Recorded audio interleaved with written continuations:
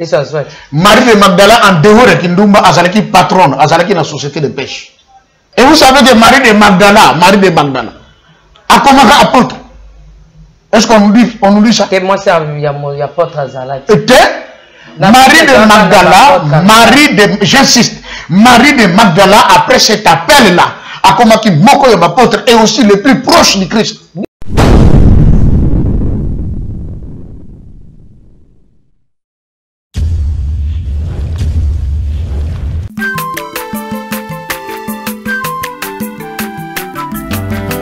Mwana moto te po akosangai abongwani pete po awangana Nzambe ya le Nazarien, le Nazarien, le Nazarien, le Nazarien.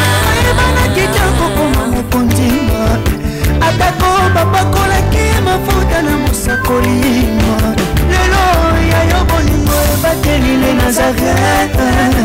Pamboli oya mona na katempeni mama kandelobi kolebe mapapu masobe mafuta toko kesitana longo na nzambe oyo mabenga na makomi Jésus. Au commencement était la parole était avec Dieu, la parole était Dieu et cette parole s'est fait chair. Jésus-Christ est de Nazareth. Shalom. Bonjour, bonsoir chez vous, peuple de Dieu amoureux, amoureuse de Jésus-Christ et de Nazareth. La princesse est déjà là sur ce plateau avec votre bien-aimé, votre pasteur Joseph.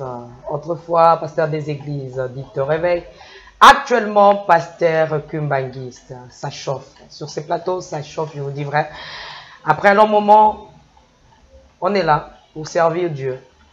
Mais avant toute chose, j'aimerais rendre grâce à Dieu pour son amour immense dans ma vie et pour la protection divine dans ta vie, aussi dans ma vie bien sûr, dans la vie de tout un chacun. Vous savez, la Bible nous dit, c'est la bénédiction de l'Éternel qui enrichit et cette bénédiction ne fait suivre d'aucun chagrin. Laissez-moi danser, laissez-moi louer l'Éternel car il siège au milieu de louanges et de l'adoration. Régie par la main de Alain Kiakala et Jiramopoa, que le Seigneur vous bénisse. Hervé Amon. Alléluia. Qui sera contre nous. Merci le roi de rois.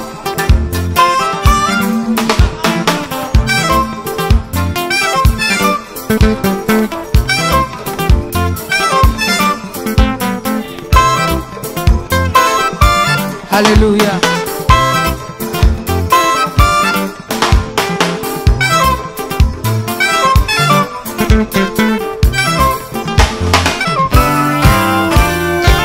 Tombola maboko na yo likolo. Lakisa maboko na yo.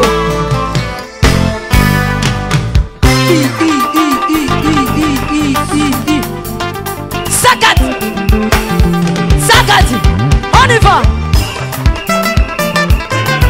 Ah. Salaboye, salaboye. Assis sur son trône. Salaboye. On y va. Encore, encore, encore. Ah, ah, ah. Afandi na ngwende na ye. Yesu azaya kofanda. On y va.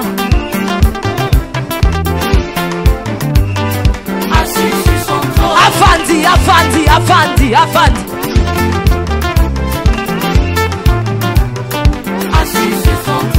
Fandi saye, fandi saye, fandi saye.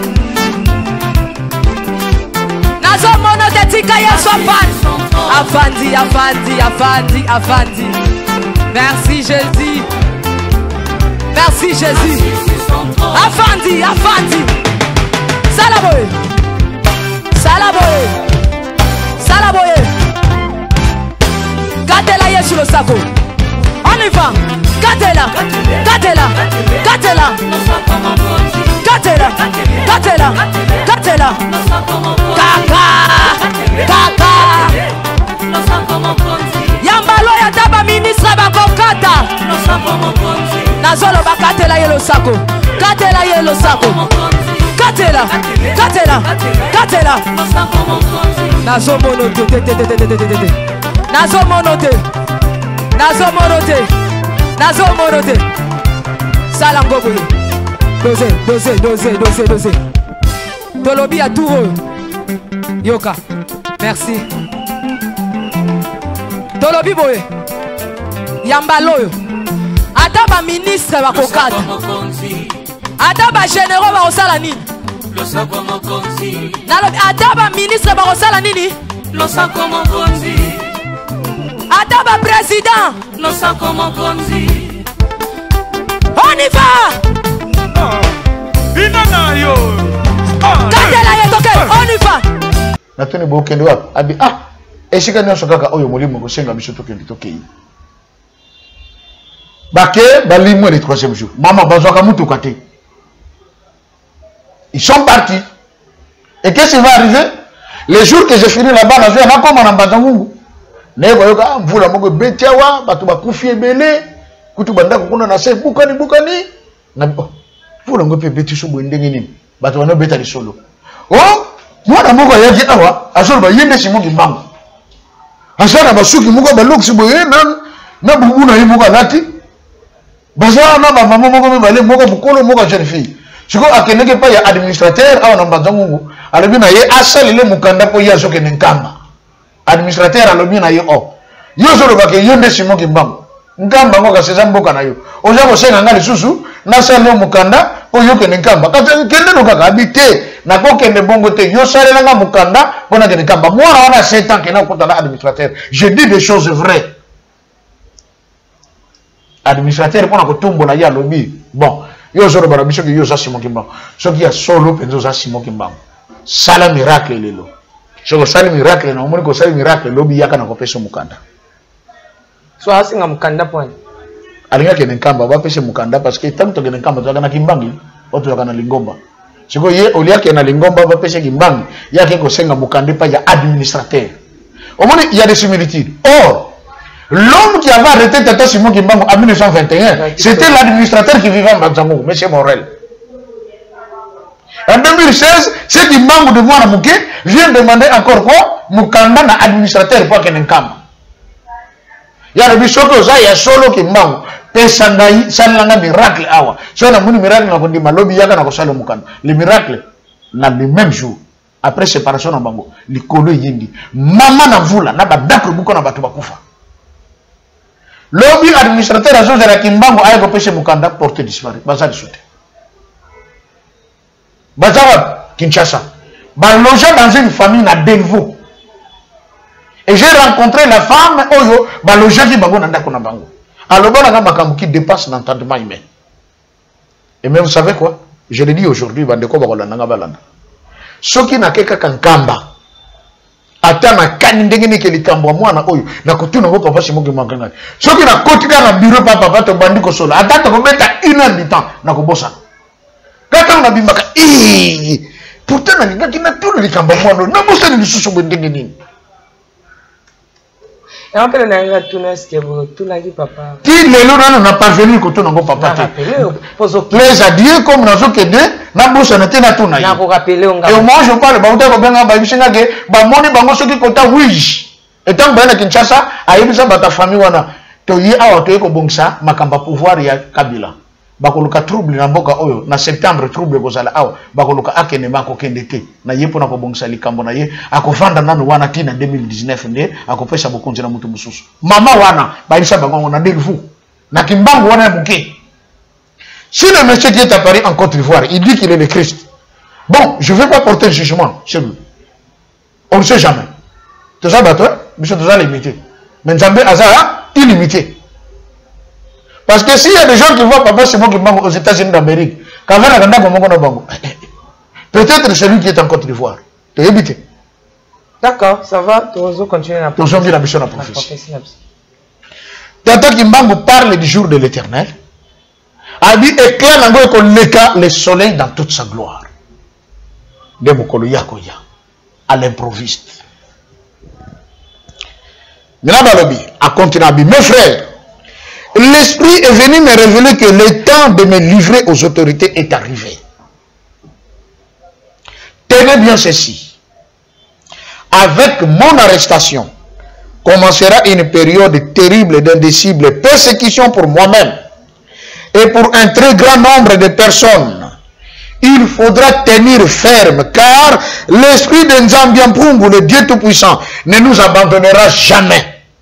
Et il n'a jamais abandonné quiconque se confie en lui. Bazana mboka mbanza sana. Malobi tango pona ngaya kokangama ekoki. Yango foto bongama. Tozozonga na Yerusalem. Ongana zokangama. Mais soki na kangami na okangama ngamo kote. Mingi pekati na bino boko kangama. Mais na arrestation ko salema. Persécution moko zoya ya makasi ko sakanate. Je vous informe que mokolo papa Simon Kimbangu zolo ba makambo wana na papa ki solo kela zalaka naye. Mwana moke ya 7 ans. Les 3 secrétaires ya papa Simon Kimbangu.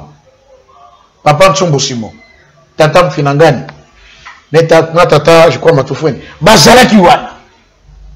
C'est eux qui écrivaient ces choses que nous sommes en train de lire. Habite aujourd'hui na Kozonga, mais tu as le canon à Bamboka, Mike, Moussous, Ezali Awa, avant de comme on a eu le Mepo, dans sa peine à Makambo, et Sengena Sara na Bamboka wana. Ne Kozonga, Babadi Kozonga. Alors, oui. Les autorités gouvernementales coloniales vont imposer à ma personne physique un très long silence. Mais elles ne parviendront jamais à détruire l'œuvre que j'ai accomplie, car elle vient du Seigneur notre Dieu. Certes, ma personne physique sera soumise à l'humiliation et à la souffrance, mais ma personne spirituelle se mettra au combat contre les injustices sémés par le peuple du monde des ténèbres qui sont venus nous coloniser. Omani, abi mindelo bako kanganga, bako soumettre nzoto nangai na silence pour une longue durée. Na ba humiliation pour votre gouvernement Matifani. Papa Simon Kimbangu tango akangama, il a été soumis à l'humiliation. Bakangaye ba chaîne ko bandana kingo tina maboko na makolo azotambola na ba chaîne lokola mboa bako bétailler réglementairement 120 coups de fouet le matin, 120 coups de fouet le soir, chaque jour durant 30 ans. 30 ans. Pe ba betango pia 1 pia 2 120 donc fois 2 240. N'a pas de chose 240. Ça coupe un petit pota. Parmi les de papa Simon, na Katanga, papa Simon Kimbangu, ba bétier, azoki, makasi. Ba dit comme azoki, vous connaissez bien. Beaucoup de combat qui dans le boulot, c'est qu'on a cid, n'a pas mon. Soyez bien présent total à Ninga Posal. À côté de la carte, à Banine Gosukur. Azo Sugola, assis devant Maya Mungwa. Offre soir à Bapota ou Yazoki. Mais tant que si les Sogola est abîmé, pas aucune cicatrice dans notre naïe. Et toutes les plaies disparaissent comme ça, guéries. Parmi les humiliations qu'a connues, Papa Simon Kimbangu, na madimba babeta ye tellement fort, pantalon na chemise ne se pasuki atikala à moitié nu. Nde tata o azalaka cuisinier ya administrateur azalaki na madimba kombone na zuluka kombo tata wana motabi kombora atindela ngabo. Akei kozwa bubu na tisi wana ezalaki ya cher aye ko lata Papa Simon Kimbangu bubu azwi tisi wana akangena loketo nde liputa tata Kimbangu lata tilelo. Na madimba. Et yemoko lobake na kozala soumis na ba humiliation. Na ko subir un très mauvais traitement durant longtemps. Mais na mon corps spirituel, il dit bien. Certes, ma personne physique sera soumise à l'humiliation et à la souffrance, mais ma personne spirituelle se mettra au combat contre les injustices sémées par ces gens qui sont venus du monde de ténèbres. Qu'est-ce que vous voulez dire? Milimu mabe o ewutaki na mokila molili et koti na ba belge pour ba ko coloniser biso. Ndeba o wana tataki mbango bundaki contre bango. Je me livrerai au combat contre eux. l'objectif du combat, libérer l'homme noir. Mais papa Joseph, ils ont dit comment patiner dans la tournée. Ouais, Matt Fontaine national papa Joseph. Tobo ité, mais nous avons pas si nous pouvons faire Nzambe. Mais Nzambe, quoi qu'il a les colonnes assez. Après na baindo, après na mindele, après na barasi ni surtout. Nous avons 5 ça. Mais comment papa si nous pouvons faire azan Nzambe kaka ya bani. Côté la caba noir. Au moins que Nzambe ana za nationaliste, va bien avoir aza tribal, Nzambe ana zo kabola, ba misusu azoboya bango, mais bango ne so ana yenda kila bango. Mais pour la ligne azaka trop côté la ba noir. Vous voyez que c'est que il n'est pas un créateur. Merci. Parce qu'un créateur doit aimer plutôt tout le monde, à l'exception de personne. C'est même Dieu, Aboya, Jacob, et disons, Esaü, Jacob.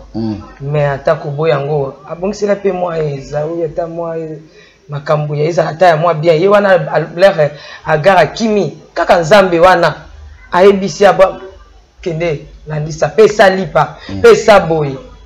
Ye wana ka Nzambe wana baki na lingi na Jacob na boye Esaü. Ye wana pas protéger que Esaü kino le to sa la génération pe Esaü. Mais oya Nzambe simo kimbangu a lingi ka nyonso malamu kaka moindo papa.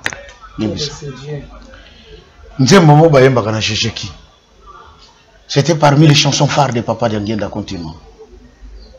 Kanda ndombe kanda wansilu Yerusalem, Bajatoko Kaluveni, Yani wazola bate kakemba, Pasinge Afrika wabakanda mbutatu, Libota bayindo, libota ya elaka, Yerusalem. Mboka kitoko ya wapesi ye alinga kiliboso bango basepela wete yo Afrika ozu andambuta engiro bani. La race noire, c'est une race de Dieu, la race bénie de Dieu. Nazolo bango na français peut permettre tous celui qui va nous entendre. Même les blancs qui comprennent. Il y a même un blanc qui a dit la spiritualité est liée à la race noire, car c'est la race mère. Lorsque Dieu a dit faisons l'homme à notre image et selon notre ressemblance, c'est le premier homme créé par Dieu qui s'appelait Mouki, traduit par Adama en grec, qui a fait Adam en français, c'était un noir. Adam n'était pas blanc. Il a été créé au Congo. C'était noir. Dieu a dit faisons-le à notre image selon notre ressemblance. Qu'il soit tel que nous sommes. C'était selon la race. Dieu est noir. C'est ainsi qu'il a reproduit l'homme tel que lui-même Dieu est. Et l'homme est noir. C'est la race de Dieu. Et de cette race qui existe aujourd'hui, d'ailleurs, je peux même dire, dans ce monde, il n'existe qu'une seule race humaine. La race noire. Non! La race, c'est pour... Donc, il n'y a que la race humaine, mais différentes couleurs. Ok. Vous comprenez? Savez-vous qu'il y a une seule race de bovins, Bangombe, Bazaka race moko. Mais il y a une différence de couleurs. Au moins, Ngombe, Moussa noir, Moussa chocolat, Moussa pende. Mais nous sommes bien Ngombe. Ce n'est pas parce que ça noir a changé combo. Azaka Ngombe, mais ça noir. Il n'y a qu'une seule race humaine dans ce monde. Bato anthropologie, les homo sapiens sapiens. Mais différence, il y a ma couleur. Au jaune, au rouge, au blanc. Et puis encore, noir et puis azalakate. Est-ce que nous sommes vraiment noirs? Ma peau, quand on la regarde, elle est noire. On nous a dit par l'homme blanc que tout ça pour nous inférioriser. Par d'autres, tout ça noir. Parce qu'on sous-entend que le noir est sa couleur en mabé. Or, on oublie. Moi, je rends grâce à Dieu quand on nous appelle des noirs. Parce que c'est la couleur noire qui donne naissance à toutes les couleurs qui existent. Le savez-vous? Non, parlez, je vous écoute. C'est du noir que ici le rouge, le blanc, le vert, le jaune et tout. C'est sorti du noir. Parce que le noir c'est le néant, le noir c'est le vide qui cherche à être comblé. Et les hommes de science vont décrire Balobi pour obtenir des couleurs par l'effet du miroir, il faut commencer par les ténèbres, le noir.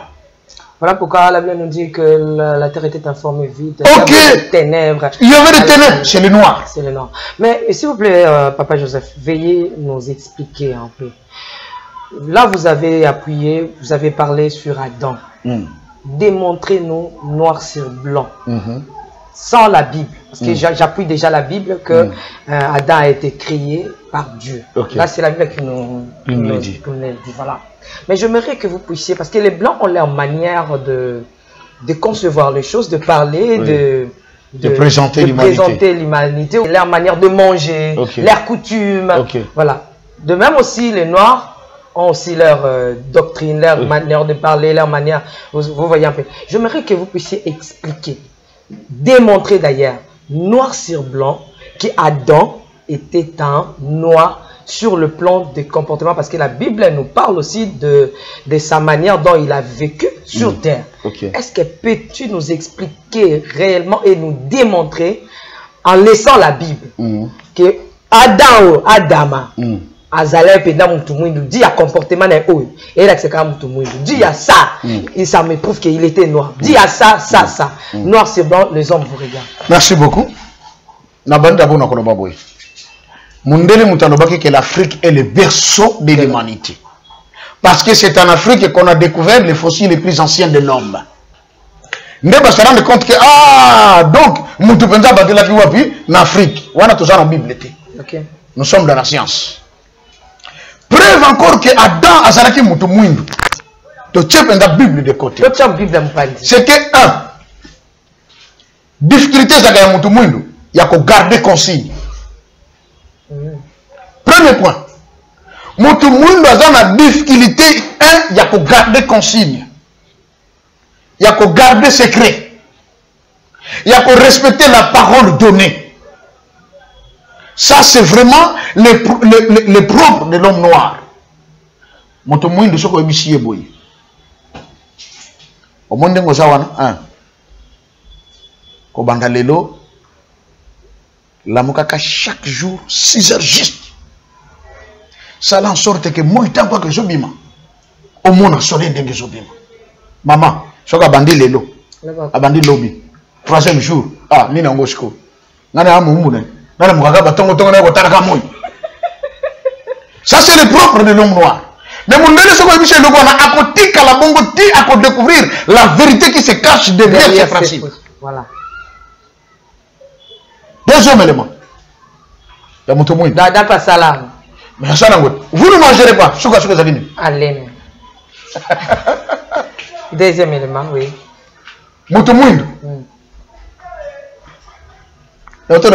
Difficulté de regarder consigne au bas péché likambo balobi na ye secret respect la parole mundele ce kalobi na yo demain à 13h c'est que 13h tant pas il est là mais nous les noirs 13h na biso zaka 17h na banzo ko contredire ngati mundele ce que babise que voilà rayon de travail na yo yangoyo sukawa il le respecte, mais tout le monde a dit au-delà, qu'on appelle un homme nini et ça qu'on a. Adam, bazagana maman Ève, non? Dans le jardin. Mais je crois que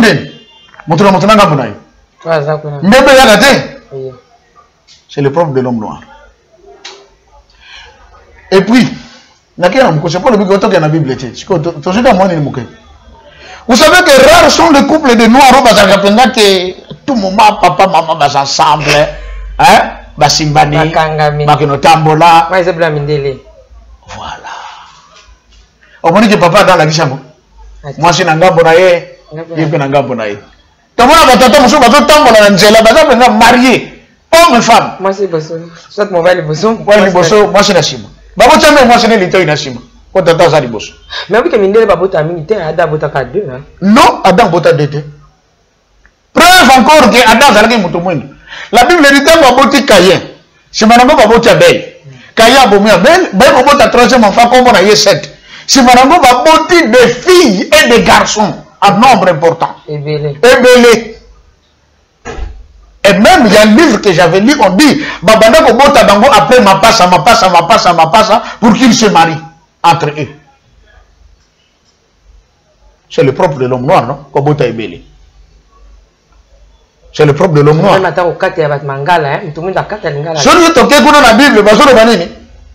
Après la mort, ce qui Caïn grandit, à Bali, à Boti, il y a des filles et des garçons en grand nombre. Même dans le système, je sais pas moi, il y a un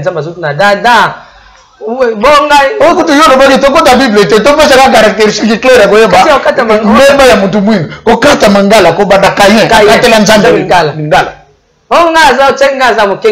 Ok. Impolitesse fait mutu mwinda zana. Ok. Na lobaki na émission boyebi. So zana mwana, omonika comme trop impolite les bien. Andoki. L'impolitesse c'est un signe de sorcellerie. Mwana soka zana ki ndoki. Akomaka impoli parce qu'il dit que yo ozano rien. Na ko manipuler yo, na ko sakana na za maître. Adam komaki ndoki apesi nzambe maloba mabe. Caïn pas à c'est clair. À manifester impolité. Vous comprenez maman? Ok. C'est une preuve que les gens africains, les gens noirs, dans leur comportement. Bazo tumba mbeka. Mbeka on va nous tumba Balebi Abel a ju même. Ya na ye Caïn a ke zonim na titi ya mabele. Est-ce que zalaka bandu na kopol? To ba tomata kopol. Non, la Bible est claire, non? À les fruits de la terre. Mais pourquoi nous avons dit il y a eu deux facteurs. Premier facteur, à Jubilo qu'on a mabélé ou balaké les mabé. Donc c'était déjà des choses vous à l'interdit. Il y a moi je tombe là même. Moi je suis allé qui nomba. Il est balaké mabé c'est-à-dire. Hein? Adam, puisque tu as écouté la voix de ta femme en mangeant les fruits, la terre, le sol est maudit à cause de toi. Parce que c'est déjà, et je vous donne ici déjà la malédiction. Ok, n'a pas besoin goûter. Je sais que Makamou est au local. Omoni, abi na besoin goûter parce que et vous déjà ma beleza, ya ko la la mabe. Nzamba zo ke luko la mabete. C'est ça la vérité. Na pas pasteur moko no baga c'est OK, mon bad au trésor yelanga dim je vais consommer ça. Moi, on essaie la qu'elle m'a bien parce que et vous tenez qui douba. Mais le venu ni on a la monnaie pire, on a un pire, on a la monnaie pire, on a pire. Ah, mais faut tenir le contexte. Parce que l'apôtre Pierre a dit, ce sont des nations. Bisoka entre bisoka ban Israël. Mais ça va le bon côté. Yo me toujours construire bango empire. Ngana ça mona bango basa pire na misonanga. Mais pasteur pas comment on a offrande yo. Là na yé abulisi yango. Tout est sanctifié par la parole. Donc offrande pendant où tu na sextape ou anoyer dans l'open église. Et pas nzambe. Bon pasteur, on te paye à ça les kobona. Azui mbongo. Moi c'est Ndumba d'ailleurs. Aye au pesa sous parfum. A pomper na makolo ya azena mbongo msute mbongo les kaka koteka komiteka. Amiteki teki butu mo basumi parfum cher. Aye na oyo saboya. Marie de Magdala. Aye abisa boya. Na yebisa yo. Eso soit. Marie de Magdala en dehors de Kindumba azalaki patronne, azalaki na société de pêche. Bon, ni les autres pouvaient que mon gars soit la pêche. Pour nous, soit débit va présenter. Et Bible fait balobité que parfois on a sorti mon amour Kindumba. Balobité que la femme là était une prostituée. Mais quand c'est sûr, on a déclaré déjà que c'est une prostituée, c'est que l'on va pêcher les impires pour tout le monde à la prostitution. Moi, j'ose croire, moi, personnellement, j'ose croire que parfois on a, et vous t'en avez un bon ya busala. Oh, ya malama bondo sala. Ya mo Christ alobaki bino ne bozo mona ke ndumba mais pona nga na sepeli parce que eloko ya sali asia mbomenga afanga na kufa. Ça c'est Dieu. Hein?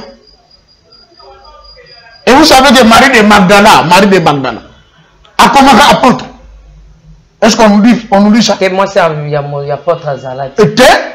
Marie de Magdala, j'insiste, Marie de Magdala, après cet appel-là, a commencé beaucoup d'apôtres et aussi les plus proches du Christ. Bible, pasteur, je pense qu'il faut te yango. Là, vous êtes ignorant.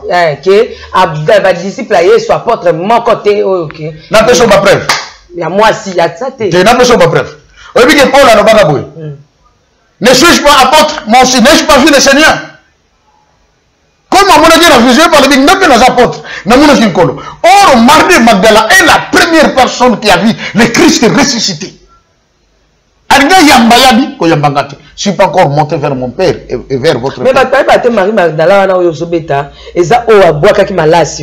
mais c'est elle. Non. Marie de Magdala,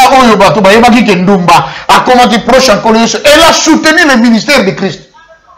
Christ a Marie Magdala. Mais il y avait les Suzanne, il y avait des gens et tous ces gens qui étaient autour de Christ pour soutenir son ministère. Qu'on laisse ça y est, qu'on l'a ça y est, et même l'apôtre Pierre a commencé à zoua à l'égard de Marie de Magdala. Apôtre. On a approche na apôtre Pierre. Il y a même des documentaires, on dit, oh Marie de Magdala, on dirait Zakra Makang ou Yankolo Yesu.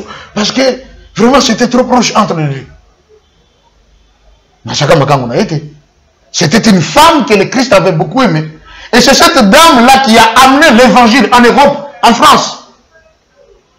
Je vous ai dit la fois passée, la coupe avec laquelle le Christ avait bu le vin les derniers jours, pour ça la Sainte Seine, Marie de Magdala m'a gardé à coupe. Et c'est elle qui a mené cette coupe en Europe, et elle a une science occulte, un message de Graal. Et quel est votre message de Graal?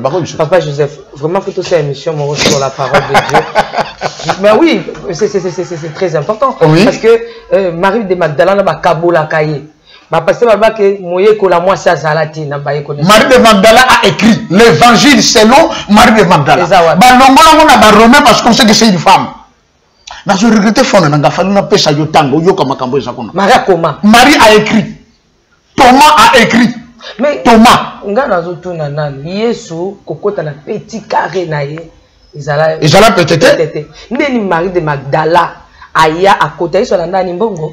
Mbongote. Et loko ezalaka na kati ya Marie de Magdala. Oyebi maman tu fais na fongola yo. Nzambe tango yaka na mokili pour approcher ye okoma moninga na ye eza partir lembo na ye watie pa na yo. Pe mission o ya pesa yo. Je paraphrase. Un jour, tozana papa José Dangiena continue. Regarde. Alors bien abisabi babi na ngaki ngana lingaka frère intel mingi et tout ça. Oh peut-être na ndaka ka poza na mbongo te na landaka po na ngote meza à cause ya elembo waza nango. Pona ibika za ya biso akotosa akosala biso to ko senga. C'est ça Dieu. Voyez, Marie de Magdala, le Christ savait que cette femme, elle sera utile dans cette œuvre qu'elle est venue accomplir. Na quatre qui ndumba na ye ateye moi trouble ba démon ba tungisi et simité rempart yasuka Christ comme tout fabiki ça sept démons. Allez, partez. Mais ils sont avec ceux qui ont mutu abiki mutu abengan ba va. Mais pour Marie de Magdala tikal. Vous comprenez ngo? Dans le bakiawa, Dieu quand il va appeler quelqu'un, il a beaucoup de moyens pour benga yo comme apembe. On t'a dit maladie Marie Magdala te ba kanga pe moi si musu adité mais ça va. Va, ne pêche plus. Mais pour Marie de Magdala tikal parce que c'est une mission. Et pas ensemble. Le Christ avait une femme apôtre qui s'appelle Marie de Magdala. Donc, Joseph, tu as mais dans le bas qui est, je te allé apprendre. C'était mon université, s'il faut que je le dise. Mais master, dans celle-là, pas de Zambé, Yemoko. Omoni? Et si comme tu as dit, Marie, tu as dit, Simba, Kolo, tu as dit, Simba, Gati, non, matite pas et tata, was tata nabino.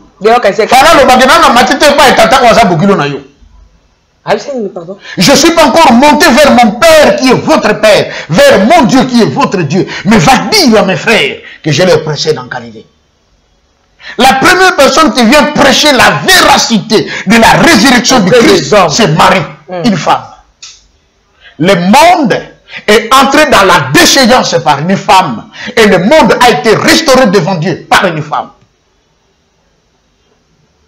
Marie de Magdala. Mais ce qu'on appelle un tourne sucre. Marie de Magdala passe à ma camarade, n'est pas Joseph. Mais Bible dit que quand on sortit d'aka baye kolina bakendaka mibale kokene côté ya babengana ba démon ba sekisa biwe ba to bibembe ba sala miracle dengena. Et puis que même Judas Iscariote a sala ba miracle. Judas Iscariote ateya malobanko de Yesu. Abondé pour ba malade babika. Quand il était encore là auprès de Jésus comme apôtre. Mais lui Judas devait accomplir sa mission parce que Judas n'allait pas moutouter. Oui bien bon? Judas n'était pas un humain. Maman Tiffany, je l'ai dit dans Boyebi. Dieu m'a dit ceci. Na bateau tout le monde a batambo la kanamokili. Ceux qui bateau baza 6. Motu ya solo à cause de la moko. Tomi balé. On le reste baza ba esprit. Les esprits sont deux catégories. Il y a les esprits angéliques et les esprits démoniaques. Mais là, tu as quand tu es botamaka. Yo ba lobaki no nini.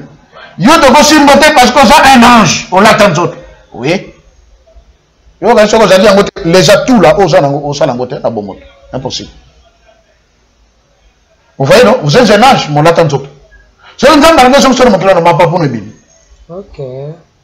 Mutazaka. Là on comme parfois sur l'autre d'autres que bamba ça no mabeme yo mati likolo. Au plané na likolo. Parce que vous êtes un ange. Mon sous ça s'appelle Moutou parce qu'il est ici. Il fait la continuité d'Adam et Ève dans la progéniture. Okay. Mais vous avez un démon, azapenda parmi nous, tu tata na maman na bango. Mais c'est un démon, tant que maman on a zaga na zemi, ala taka bienté, li bumbo zaga li manda. Esprit na tango bimi na fleuve veillé moni et pote ni moi na solo tindi pas Satan échange ali yakoti. Ya tout le monde ba kuluna. Parce que papa vraiment faut papa non il va tenir au simbo loapi. Na kumo yo kanzala au simbo pa. Non il va tenir au simbo na papa Simon na au simbo na Bible. Donc je ne sais pas. On a tout le temps. Yango ozoma la Bible ezobake Dieu a créé d'abord l'homme. OK. Corps kaya pam. OK.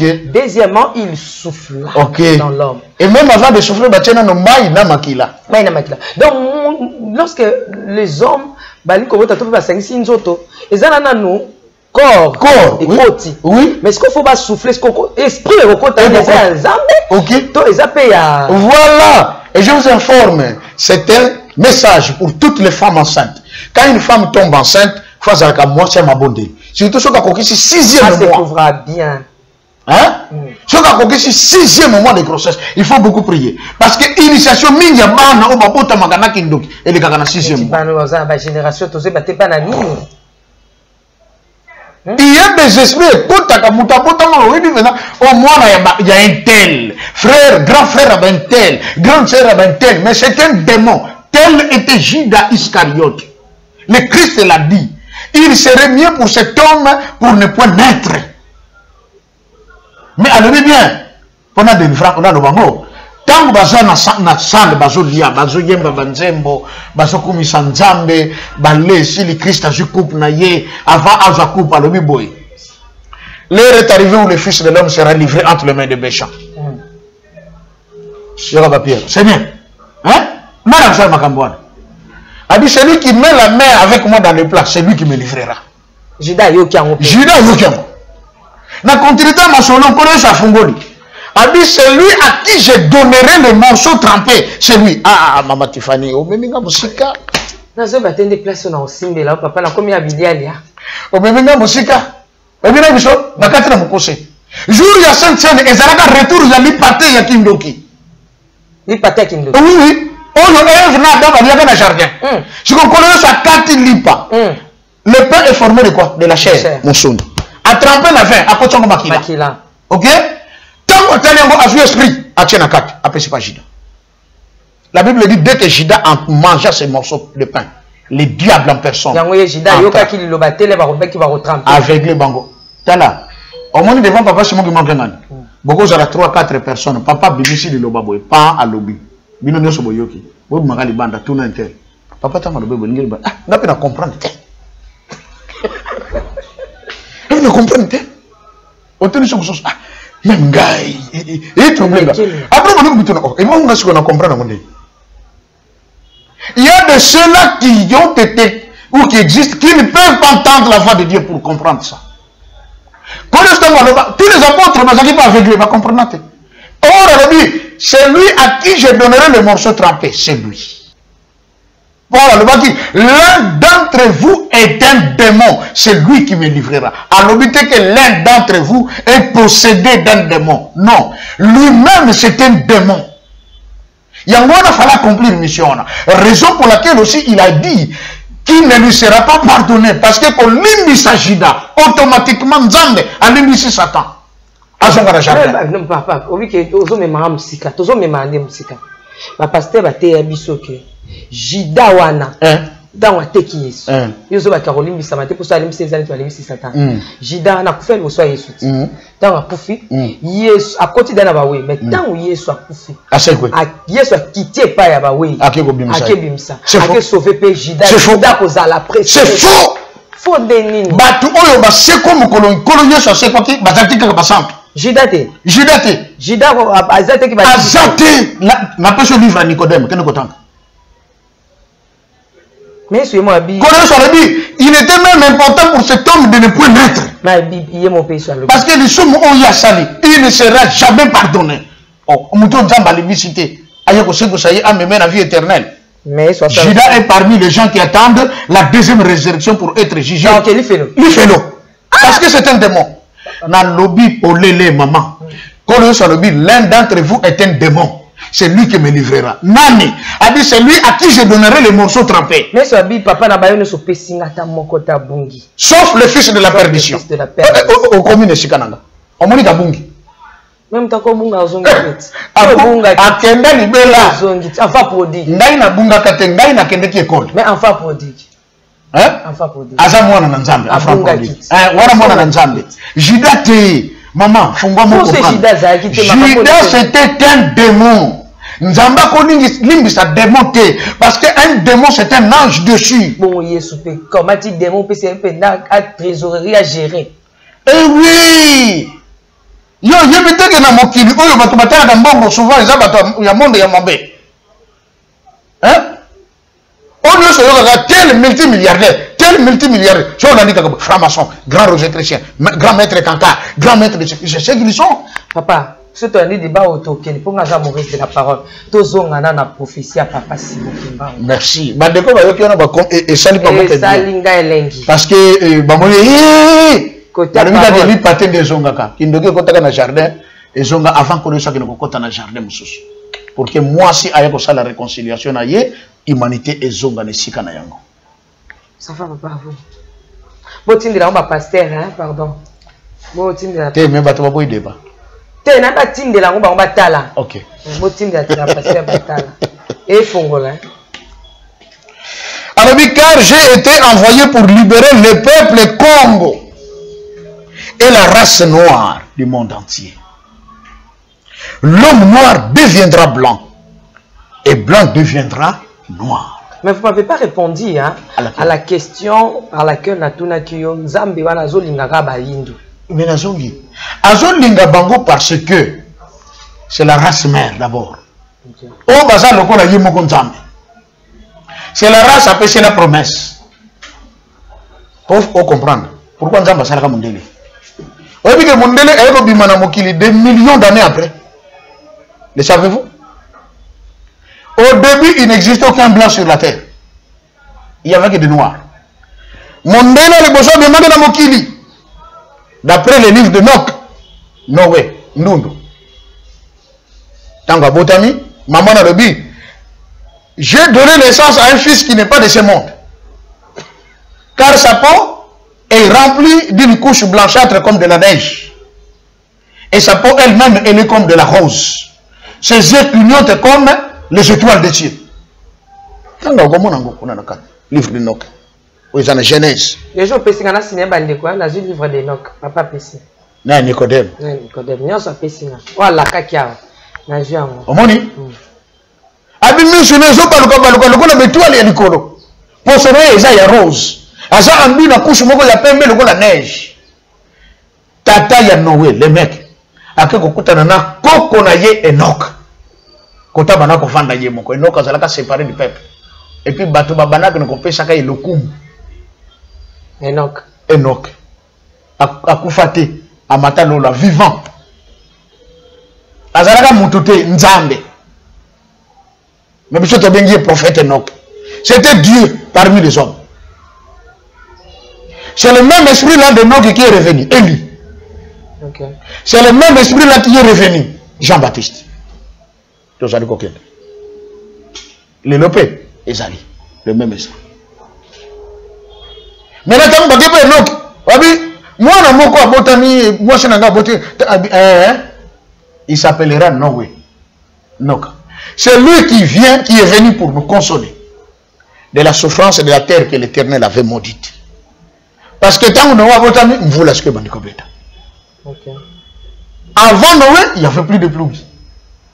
La Bible dit, une rosée sortait de la terre, ok, pour la couvrir. Pas de pluie. Mais à la naissance de Noé, la pluie commence. Et c'est lui qui vient avec les déluge. Et Tata Kimbango. Le bureau, race Kakabaso Lingatomoni, c'est la race noire. Yamona imaginze moke libota baindo, libota ya elaka. La race noire est la race de la promesse. Quelle promesse? C'est que les 3/4 des pouvoirs Yanzambe et Kozala établi, manifesté dans l'homme noir. Et c'est un pouvoir qui sera éternel. Donc, éternité au Tozokota, bon, patron, ce sont des noirs. À commencer par des Congolais. Et ça, ségrégation, et ça, plein de temps. Il s'est choisi d'un peuple qu'on appelle Isolé. Traduit aujourd'hui par Israël. Isis, fils du Dieu Ra. Vous avez compris? Isis, fils du Dieu Ra. Israël. Elle, Dieu. Ra. Dieu Ra. Isis, qui était un dieu égyptien.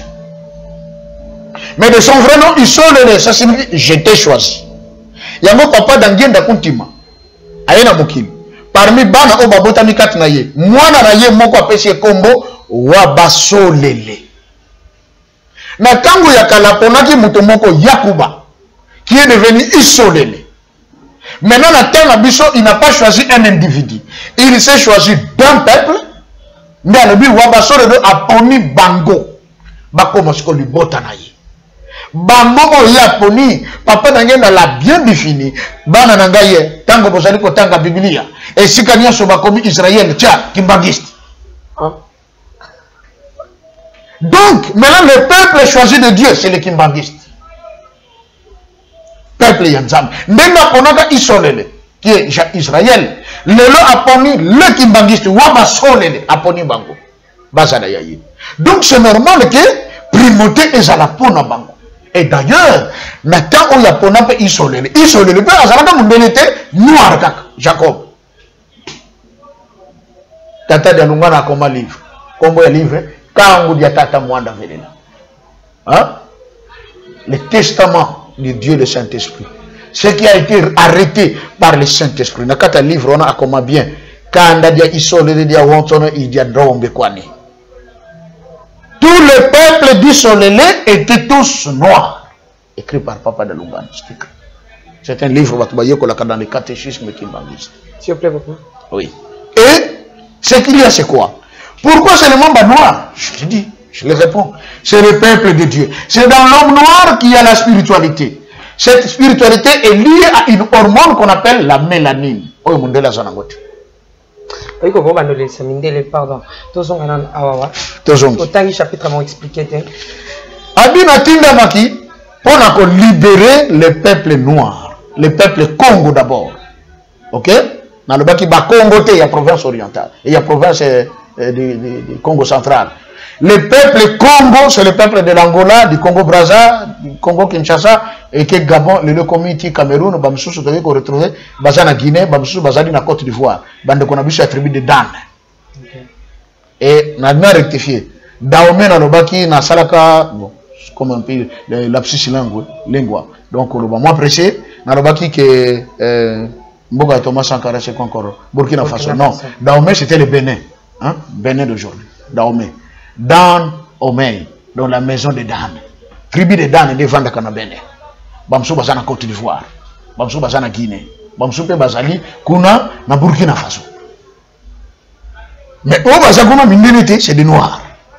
Maintenant, Tete Kimbangu dit qu'il est venu pour libérer le peuple Congo est la race noire. Pourquoi? À lobby boy. Awa batie commentaire en côté, mais papa me fait a comment qui bien lobby, car de toutes les races qui existent, il n'y a pas une seule race qui est autant maltraitée et humiliée que la race noire. Vrai ou faux? Parce que tu as qui prison il y a 4400 ans. Outa, bakoko na biso en Égypte. Babalusha Kinzambe mu Congo. Mais j'ai entendu les cris. Je suis descendu moi-même. Oui. Mais à ça descendu qui a libéré à combien? Papa Simon qui m'a dit ça libéré papa Simon Sumba on a une génération il peut se libérer. Malobi la race noire du monde entier. Tobo ça n'était que isolé et de la descendance des Sem, tandis que les autres noirs sont de la descendance des Ham, ou Cham, ou Kent, ou Kama. Maintenant, Tata Kimbango est venu pour que et la descendance du soleil. Et encore à retenir, c'est que Sem n'a pas seulement donné naissance aux Isolés. Savez-vous que les Chinois, à l'origine, les Chinois c'était des noirs aux cheveux crépus. J'ai leur photo. Hein. Les vrais Chinois sont des noirs aux cheveux crépus. Bavanda la Chine. Mais Batinda, la province Musika, Bazarkate, la capitale, ni la grande ville, sinon que bateau bazo que la Chine, les vrais Indiens sont des noirs. Les vrais. Oh. Et Gaye, Magambébélé Kobimawa. Eh. Le nom Inde, ça vient d'un nom hindou. Hindou, Mohindo. Moto Mouindou. Alors, Inde est bimé dans le mot Hindustag en langue indienne. Hindustag signifie le pays des hommes noirs. Encore un autre groupe de noirs amérindiens s'associait aux noirs d'Afrique qui vivaient aux États-Unis. Quand bazo qui m'a atrocité au Bamindele Bageno Salabango, comme la terre moko ya Asie. Ba mon comme ça qui dit que va dire au frère en direct comme côté d'Afrique du Sud, c'est que to zongi na sika na biso to wuta, ba s'installer. Moko ngo le ba benga ngo Indonésie, et ça Indonésie. Hindou en Asie, les noirs d'Asie. Tous ceux qui font l'anthropologie savent que le pasteur dit la vérité. Inde et la Gisi Hindustag, le pays des hommes noirs. Les hommes noirs, ils ont bamindelete. Banglais na espagnol tant ba fekuna, ba baniko bomo mibali, bazo tika basi, bazo sansanzo tona basi, ba boti ba meti o ba botan. O mona teke bangé muso bazalo ko na espagnol. Et ça dit guerre de conquête. Tant que le catholicisme avec au monde que le protestantisme botami a dit non non, à te perdre. Ceux qui sont les forts, et je vous informe, l'apôtre Marc qui a marché avec le Christ, il y a une église en Égypte, qu'on appelle aujourd'hui l'église copte. Après, il y a la deuxième église en Inde. L'Inde était une terre chrétienne. Oh, et comment il y a un ensemble de... Mais bateau bakende qui ont coloniser biso objectif que c'est la carte de Longo la biso ko ba vrai Dieu. Dieu chambre la banzamba le côté pour qu'il nous exploite. Bamemi le bango banzambe mususu. Dans la carte na bango va sortir un monsieur, OK, qui était comme un sage à l'axi bango nzela, Krishna. Mais religion bota mikuna. Teye comme on a susu bato lokola ba Hindu Sankara. On parle encore de l'autre ici, le vieux qui est toujours Kovo là, moi, Motomouke, un Indien à Kenda Sango Mouke Mobile. Historien Zara Kokusungabisu. Comment il s'appelle encore? Gandhi. Vous voyez non? Voilà, bateau, ça une certaine philosophie. Dans l'Indien, il y a l'une des conduites au Bakokolana. C'est la naissance de plusieurs dieux. Corona Tango Salim Nicole le cacao. Bandia Boboka qui banzambe na maille. Babi banzambe ngo bezuko ko protéger biso te to mona ntu bazakine te boboke mo na maille. Mais ils sont à la quête bazo le kanzambe ya solo. To komeme la bango ye. OK. And Hindu, Stag, Hindu, Mwindu, Ndombe. Hindu, Asie, Indonésie. Les Noirs d'Asie. Mais quel que soit l'effort, il y a que détruire les Noirs qui étaient à Hindu, Asie. Pour bâtir Kaba Mindeli. Indonésien, les Loba comme Mindeli. Mais ce que c'est des Noirs à la peau blanche. C'est ça la vérité. Un Chinois, c'est un noir à la peau blanche. Tel un Gaza, il a le phénotype négroïde. Mais, pour son déjà, il y a qui mondele. Mais dans le côté Chinois, il y a tout le monde. Zolo na ye, ils ont la songete, ils ont épaté. Bakata. C'est un plan mis en place par les diables parce qu'il sait que le noir est la race bénie de Dieu. Ceux qui ont s'attaqué à à Nzamba ko sa konja mokini et égal le belayanga. C'est la même politique qu'on amène en Afrique du Sud avec l'apartheid. Babanda qui on pas na biso na Kananga, pe na province orientale. On m'a attaqué ba Kananga mingi baza ba pembe makasi. C'est la province orientale. On voulait faire de ça aussi, des États comme ça. Et j'ai encore un document Batindelinga. Les entre guillemets Mindele, les juifs. Balinga qui va s'installer en Angola pour créer l'État d'Israël en Angola. Avant de négocier en côté ça en 1948. Premier plan, en 1916, Banga va en Angola. Bayaki ko s'installer dans la province de Malange. Babandi ko boma mibali, ko bala basi yakuna, bazobota ba métis. Toujours makanisi ya Satana. Il y a la gestion mokili. Et il sait, la personne appropriée qui aide Dieu dans sa mission sur la terre, c'est l'homme noir. Parce que qui voit l'homme noir, voit Dieu. C'est vraiment fort, papa. Chapitre. Il y a votre que l'homme noir deviendra blanc. Et puis le bina tango wana. Ma responsabilité. Ma fonction. Oyo mindele bazoko asime para biso bino moko nde boko asime yango. Abakisi, car les fondements spirituels et moraux tels que nous les connaissons aujourd'hui seront profondément ébranlés.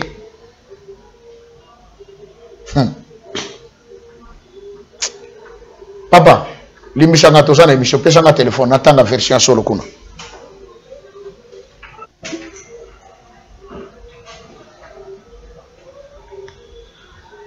Voilà. Donc, le temps que papa Zoko Tanga, Zouzoa, to outil absolument moi image ok, et même absolument moi c'est commis déjà. Ok. J'ai été envoyé pour libérer le peuple Congo et tous les hommes noirs du monde entier. Aujourd'hui, nous sommes encore persécutés. Mais au temps fixé par le Seigneur, l'homme noir deviendra blanc. Ça, c'est tiré des archives de l'église kimbangiste. Parce que version sur le net, ça, c'est l'authentique. Aujourd'hui, nous sommes encore persécutés, mais au temps fixé par le Seigneur, l'homme noir deviendra blanc et l'homme blanc deviendra noir. Car les fondements spirituels et moraux tels que nous les connaissons aujourd'hui seront profondément ébranlés.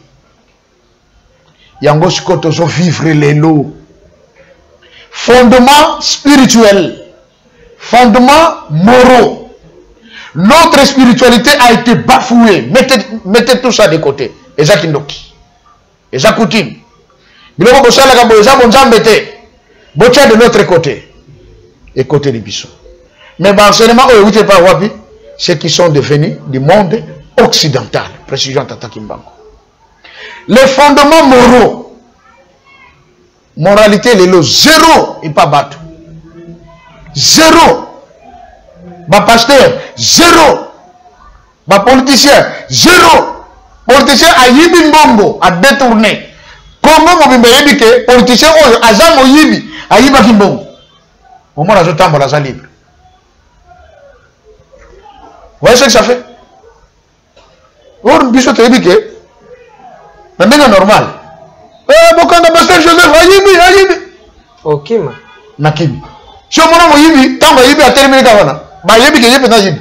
Moralité. Mo yibi a kimaka. On dit que na commettre acte ya mabe. Il faut na kima. Ceux qui m'attendent, il sait que derrière cette arrestation, il y a une punition qui m'attend. Mais aujourd'hui, on a des politiciens qui volent, mais qui sont libres. Et le baga frère Patrice.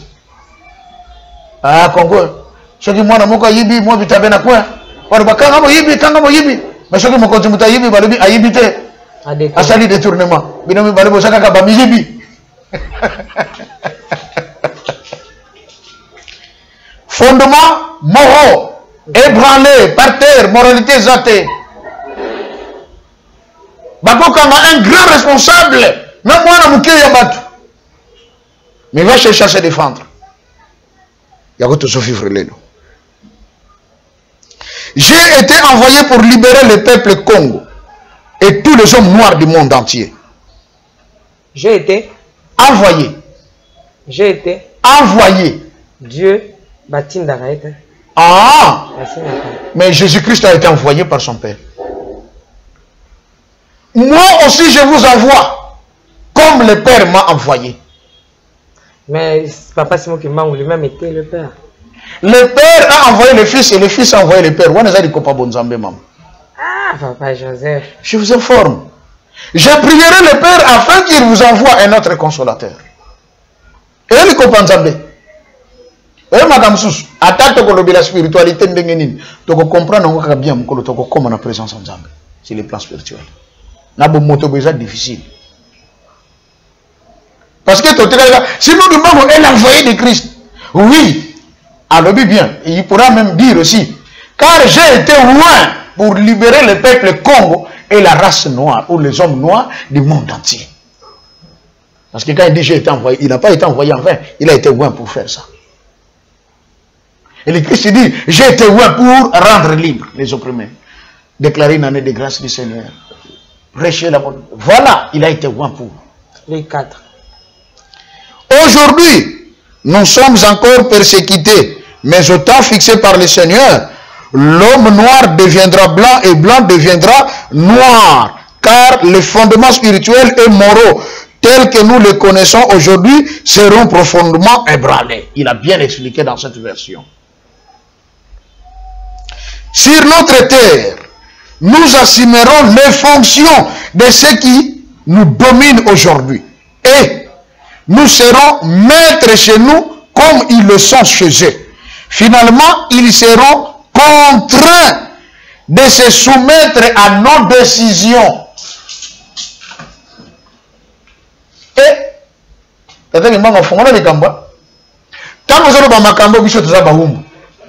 on n'a rien à dire devant le Mondele. Mais c'est toi qui m'a dit, bango bako zonge pa na bango. Biso de tokotika la ba maître ya mokili na biso. Et d'ailleurs, ndenge tokotika la ba maître ya mokili na biso. Ba fonction bango bazo ko asime. Biso moko nde to asime yango. Et nazo yebisa bino, Papa Kimbangu qui dit. Il dit les fondements, mon Dieu, mon Dieu, mon Dieu, voilà. Oh. Abi biso to kozala ba maître pa na biso. Mais ekokoma na tango oyo ezake tango bango bakoya. Bakoya pona ko imposer te. Bakoya pona ko négocier. Pe bako se soumettre na ba décision na biso. Personne ne connaît quoi. Et quoi qui s'ami? Que dit notre ministre des Affaires étrangères? Ah mais la République démocratique du Congo est en train de lever son ton sur le plan diplomatique pour que nous arrivions au niveau des accords gagnant-gagnant. Et bien bon, ceux qui viendront au Congo, qui viendront pour investir, il faut que le Congo trouve sa part et que eux aussi aient la leur. On ne veut plus les impositions. Voilà, on commence à négocier. Le président Kabila arrive, il va revisiter quoi? Le code minier. Habitoche oyabiso, oyalingia soko boy na yo, kemena. Yemoka tunaka na katanga. Kule kwa Kinshasa peuple wanasema tunapenda tu négociation. Moi mnasema nini? Élection ou négociation? Négociation, élection. Tu combien la phase là? Négociation. Tu viens au Congo? Tu veux investir au Congo? Oui. Où est la part du Congo? Hakuna mambo kusema nonga na lobinga na lobi. Esi. Mundela bandi ko négocier. Tata Kimbangu l'avait dit. Nous voilà. Abina barras nyonso waza humilier ko le kamoto mundo azate konsenga na yele. Et j'informe et j'insiste. Tout le temps que Dieu vient sur la terre, akutaka toujours un peuple opprimé. Oh, il faut ça dans ses droits. Quand Moïse est venu, il a rencontré Israël, esclave des Égyptiens. Azong Sabango dans leurs droits, après Sabango terre promise. Quand le Christ est venu, akouti Israël, esclave des Romains et des Grecs. Il faut mettre fin à cette domination pour qu'ils soient les Azongani Sikanaï. Tata Kimbango arrive, il rencontre le Congo et les Africains sous la domination et la colonisation occidentale. Il veut aussi nous remettre dans notre droit. Voilà les visites de Dieu sur la terre. Ayaka Pambate, toujours il y a un problème à l'ingazon, ça peuple naïe, n'a pas droit naïe. Alobi. Sur notre terre, nous assumerons, on dit les fonctions de cela. Mais tant que se soumettre à ma décision, le Congo sera libre et l'Afrique aussi. Les décennies qui suivront la libération de l'Afrique seront terribles et atroces, car tous les premiers gouvernants de l'Afrique libre travailleront au bénéfice des Blancs. C'est ce que tu vas comprendre. Tu vas dire phase. Première phase, départ Yamindele. Va rendre terre africaine libre. Bakende na bango. O bazana Congo, bakende. O bazali na Sénégal, bakende. O bazali soki na Burkina Faso, bakende. O na Bénin, bakende. Tous les dominateurs devraient libérer l'Afrique. Batik Afrique libre. Première phase. Deuxième phase, c'est l'acquisition de l'indépendance ou des indépendances. La deuxième phase de Kokota et la phase d'indépendance.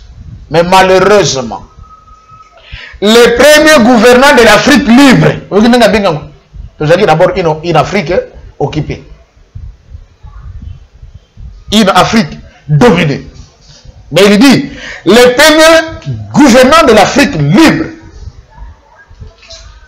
vont travailler pour l'intérêt de Mindele. Pardon. Okay. Et pour entraîner la population dans la guerre meurtrière sur les mauvais conseils de Blancs. Okay. Misé Fongwami le 6 avril 2021. Moi je disais aux gens, mais Jean Bakoko embralé Moukili le 6 avril. Et moi je suis Fongwami Misé na Ebongo gloire en Mosko Kozande. Quand les jours font la misère, non, le monde va continuer. Et papa qui en a dit, Batobalobi, tu fais la misère, Bamon n'a pas payé les cambotés. Car sinon, tu comme en 2022, et c'est quand tu as conçu sa centenaire, il y a une misère. Quand on est au Koyeba, ni ne koleka. Tu as allé coquin, tu as la caca dans les bosso. Dans les bosso, on a le bel maman Tiffany. Il y a un 21 ans, le biboye. Que l'Afrique est une liberté. Ou libération.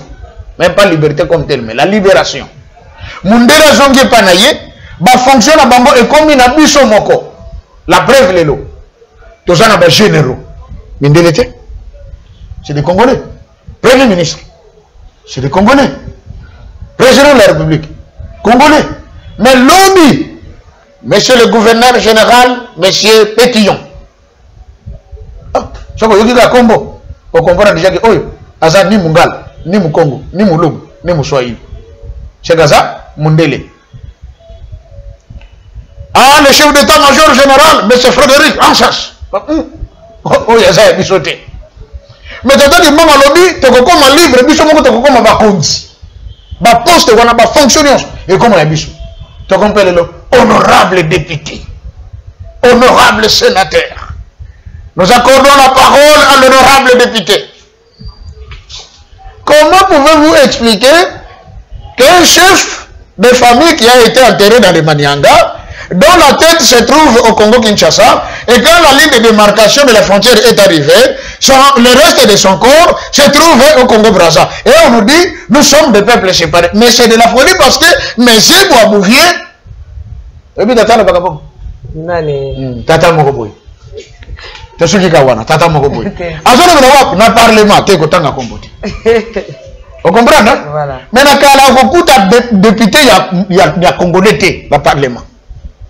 Bato bazo la biso décision mboka na biso et zo zo na Belgique na mindele mais tata ki manga lobi ba poste wana nyonso ko sala ya biso biso moko to kwa sime yako nde ayiko bakisa lobi Afrique est indépendance mais malheureusement les décennies donc les premières décennies 1960 1970 1980 qui était comme na l'an 2000 nyonso za ba décennie abi ba décennie ya liboso o ekolanda bakonzi ya liboso bakotambwisa Afrique bakobanda kosala na bango mpona bénéfice ya mondele. Okay. Tikana bimisa vérité ke basalaki mpona bénéfice ya mindele. Le président Goïta oya Mali ya lelo aye lobi comment se fait-il que or eza produit na mboka na biso na Mali mais moto azo déterminer prix c'est la France et ce qui fait or yango etekami devise et koki koya na Mali te il faut la garder na France est de la mission France c'est pas ça on ne fait plus avec tous les accords secrets oyo ezalaka signé na ba père na biso de l'indépendance na ba mboka ba mindele to lingi biso maman baye ko tanga ba accord secret ngo oyo makamba koma kuna bon mengo nyonso ba mboka na bino faut ezalaka sous contrôle ya gouvernement ya biso soki boteki biloko na bino ba devise na bino fréquente na ba banque na biso biso to kotindela bino mbongo bino boliaka na mboka na bino soki bo defa biso ba to ko defisa bino mais mbongo na biso moko defisa biso de mauvais accords où c'est le Mondele qui trouvait sa part, l'homme noir est clochardisé. Tata Nabiso Mobutu Alobi, comment peut-on expliquer qu'un don qui a été donné par les pays occidentaux, au moins 60% revient pour les comptes de salaire. Il faut encore payer les experts qui viennent de chez eux. Et quand quelqu'un tombe malade, le frais, c'est toujours là-bas. Mais finalement, je me suis dit, qui aide qui? On l'a dit? Ok. Nana zo aidé Moninga. Bien mon père, c'est biso don, soi-disant. Mais bon, il y a don, on dit ça, les biso en totalité. Et comme il dit non, bino, sous ce bocotin de la biso, va expert na bino. En dehors, tout ça, aux extra-bétons. Tout ça dans la société belge, la construction des ponts, la construction des routes. Baye, tant que vous tonga, Congolais, tous les de l'époque, par jour, vous foutez parfois 1000 zaïrs, mais salaire, il y a belge, et ça, 1 million de zaïrs par jour. Finalement, Bongo, il y a donc 60%, et ont dit que ce n'est pas na Bango. Moussala, ko bango, ba osala, il écoute comme ça, au bango, ba soyez. Mouyine, c'est ça, la collègue Bango. Mais bon, vous avez foutu les gens qu'on les gars, oh, moyen de Zaïro à Zozoa. Ils ont dit que ce n'est pas na Bango Moko. Plus de 60%. Mobutu a tenu Moutona. Finalement, qui aide qui? Bisonne to sali ke poto ça.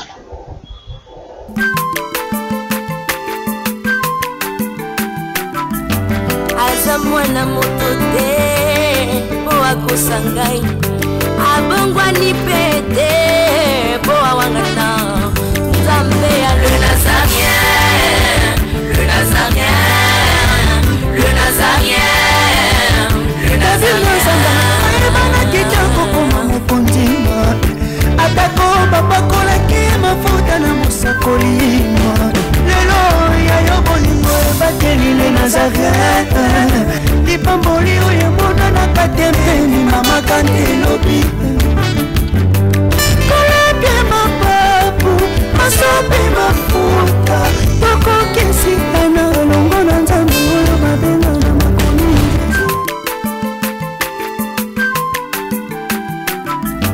Azamwana motote, boa kosangai. Abongwa ni pete, boa wangana.